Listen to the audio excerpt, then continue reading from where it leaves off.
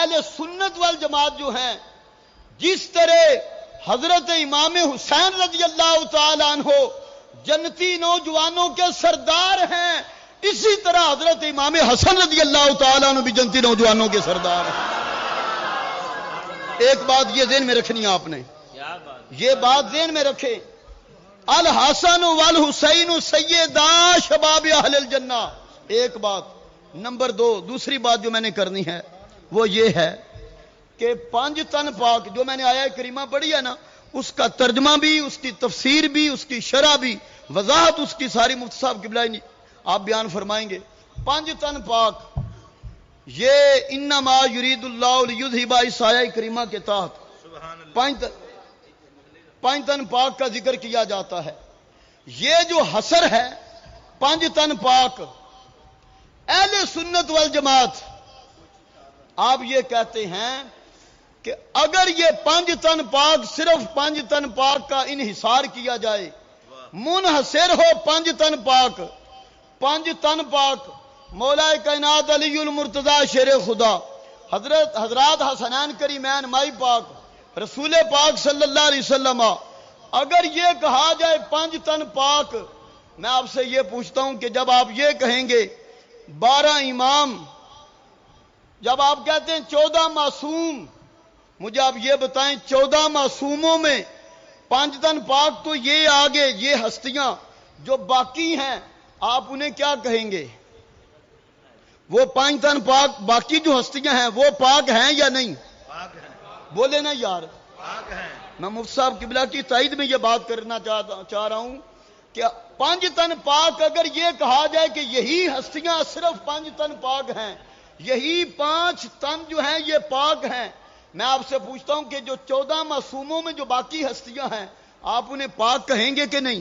پاک کہیں گے، وہ بھی پاک ہیں۔ تو یہ پھر یہ کہنا صرف یہ 5 تن پاک ہیں، تو پھر جب ادھر کی بات ہے آپ پھر بھی انہیں بھی کہہ رہے ہیں کہ وہ بھی پاک ہستیاں ہیں۔ تو اہل سنت والجماعت آپ کا سنیں پیارے بھائیوں، مسلک آپ کا یہ ہے۔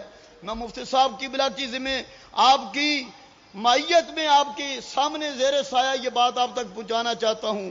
اہل سنت والجماعت کا مسلک یہ ہے کہ جس کا بھی تعلق نبی پاک صلی اللہ علیہ وسلم کے ساتھ ہوا ہے، چاہے جو حرم پاک ہیں ان کا تعلق حضور کے ساتھ ہوا ہے، حضور کی ساری ازواج مطہرات پاک ہیں،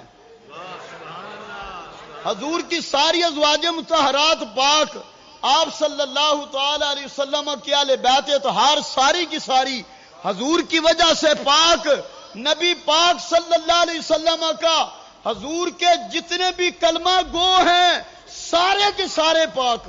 سبحان اللہ ماشاءاللہ۔ جناب کتنے ایڈی لمبی گل، انہیں پاک میں عرض کرتا ہوں آپ کو، پاک آپ سب پاک، طہارتوں میں فرق ضرور آئے گا، جو سادات کی طہارت ہوگی وہ اوپر درجے کی ہوگی، آپ لوگوں کی جو طہارت ہوگی وہ نچلے درجے کی ہوگی۔ فی نفس سے ہی آپ بھی پاک، حضور کی ساری ازواج مطہرات بھی پاک، حضور کے سارے صحاب بھی پاک۔ توجہ فرمائیں جی، نبی پاک صلی اللہ علیہ وسلم کی بیویاں پاک، کس طرح؟ اس طرح کہ نبی پاک صلی اللہ علیہ وسلم اللہ نے قاعدہ بنایا، قانون بنایا، الخبیثات والخبیثون والطیبات للطیبین والطیبون للطیبات، پاک مردوں کے لیے پاک عورتیں، نبی پاک صلی اللہ علیہ وسلم کی ذات پاک، حضور کی ازواج مطہرات بھی پاک۔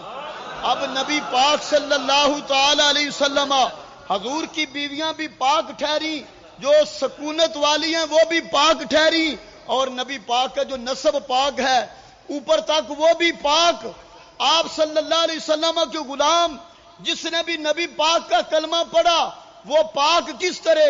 اللہ نے قرآن میں فرمایا خذ من اموالہم صدقۃ تطہرہم وتزکیہم وصلی علیہم ان صلاتک سکن لہم۔ اے پیارے حبیب، ان سے جو ہے وہ زکوٰۃ وصول کیجئے، وصول کر کے انہیں پاک کیجئے،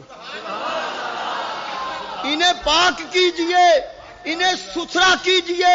اللہ تعالیٰ نے قرآن کے اندر ارشاد فرمایا پیارے حبیب ان کے لیے دعائیں کریں، ان صلاتک سکن لہم، آپ کی دعاؤں سے